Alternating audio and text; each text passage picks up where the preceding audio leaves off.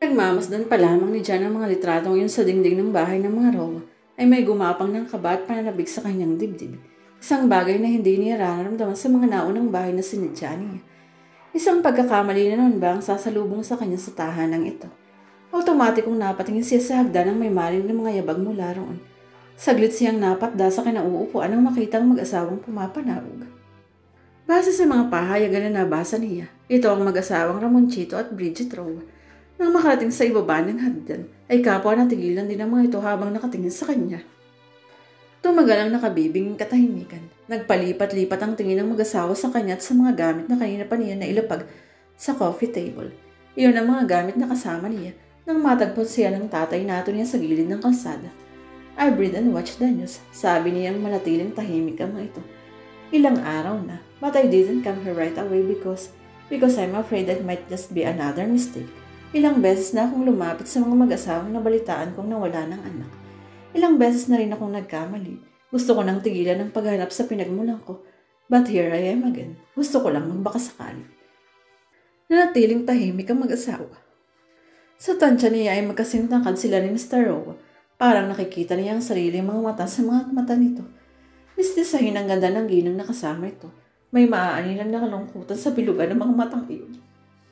Hindi pa man nakatitiyak ay parang gusto na niyang isipin na ina niya nga ito. Pwedeng ignorahin ang mga bagay na nakikita niyang resemblance niya sa babae, ngunit hindi ang nararamdam niyang pananabik sa kanyang dibdib. Kung totoo ang sinasabing lukso ng dugo, siguro ganun ang nararamdaman niya ng mga sandaling iyon. Anong pangalan mo, iho? Sa wakas ay tanong ng lalaki habang dahan-dahang humahakbang. Palapit sa kanya kaagapay ang babae. Ninyo Joselito Maganduga ang ibinigay na pangalan sa akin ng mga taong nag-alaga sa akin. Mahinang sagot niya. Nakita ng mga foster parents ko ang initial na N sa lampin na kasama kong natagpuan nila kaya sa N din nagsimula ang pangalan na ibinigay nila sa akin. Nagkatinginan ang mag-asawa. Maya-maya ay naninig niyang namumuhong luha sa mga mata ng babae. Nagkatinginan ang mag-asawa. Maya-maya ay naninig niyang namumuhong luha sa mga mata ng babae. Marami na rin ang nagpunta sa amin dito, sabi ng lalaki. Mga nagpapanggap na anak namin. Wala kaming makita o maramdaman na patunay na sila nga ang nawawala naming anak. Kung minsan nakakapagod ng umasa, pero iba ka sa kanila. Nagtong ng babae habang titig na titig sa kanya. Iba ang nararamdaman ko ngayon. Parang sabay pang tumigil ang mga ito sa harapan niya. Sabay rin na ibinaba ng mga ito ang paningin sa mga gamit na nasa coffee table. Nanginginig ang kamay ng limpot ng ginang lampin at sapatos ng salon. Nang ilipat nito ang tingin sa kanya ay luha na ang mga mata nito. Nicholas, pagkuwan ay saan dito? Napatingin ang lalaki sa asawa. Han, we're not yet sure. Hindi mo ba nakikita, Chito? Anito ng lingayin. Ang asawa, ito ang mga gamit ni Nicholas na kasama niya nung mawala siya. He is Nicholas. Tuluyan ang naglandas ang luha sa mga mata nito. Kasabay ng pagpatak ng mas marami pang luha sa mga mata na ay bigla na lamang pagkawala ng ulirat nito. Nicholas, Nicholas. Paulit-ulit na sambit ni Bridget Roa habang dahan-dahang iminumulat ang mga mata. Nakahiga ito sa kama at natingnan na rin ng doktor. Agad na sumilay ang ngiti sa mga labi nito nang makita si Jan na nakaupo sa gilid ng kama at hawak-hawak ang isa nitong kamay. Nicholas, dahan-dahan itong itinas ang isang kamay upang haplusin ang pisngi niya. Magpahinga na muna kayo, mahinang saan niya. Hindi man lamang kita napagsawa ang kargahin ng sanggol ka pa. Saan nang ginang na tila ayaw na siyang lubayan ng tingin. You know what? You were a very healthy baby. Madalas kitang ipinapasyal sa park. Nanubig ang mga mata niya. Kanina habang wala itong malay, ay nakapag-usap sila ng asawa nito. Marami silang napag-usapan na nagbigay linaw sa pagkawala niya. Isang adik na dating suitor daw ng kanyang mama ang dumukot sa kanya at itinapon siya sa malayong lugar. Nagalit daw sa mama niya ang Benedict na iyon na magpakasal ang mama niya sa papa niya. Hindi man lamang nabunyag ang katotohanan hanggang sa confine sa rehabilitation center si Benedict. Kailan lamang ay sumuko ito sa batas. Ngayon daw ay nakapiit na ito sa kulungan. Sanggol ka pa lang. Alam ko nang sa akin mo naman ang magagandang labing yan. Sabi pa ng mama niya habang hinahaplos-haplos ang pisngi niya. Ang mga mata mo naman ay minana mo sa iyong papa. Kahawig mo ang pinsan mo. I thought you were him. Kaya unang kita ko pa lang sa'yo kanina, iba na ang pakiramdam ko. Pinsan, sambit niya. His name is Sin. Anak siya ng kapatid ng papa mo. May ngiti sa mga labing nilingon ng Mama Nia ang Papa Nia. Chito, magpapahanda tayo ng salo-salo. Imbitahan mo ang lahat para makilala nila ang anak natin. Of course, saad ng Papa Nia. Banaag sa mga mata nito ang labis na kaligayahan. Marami pa ho tayong hindi alam tungkol sa isa't isa. Hindi napigilang sabi niya. Inaasahan niyang hindi magiging ganun kadali ang pagtanggap ng mga ito sa kanya. Maraming beses na rin siyang nakatanggap ng rejection. I know we've missed a lot, saad ng Mama Nia. Simula nang mawala ka, nabuhay na ako sa kalungkutan.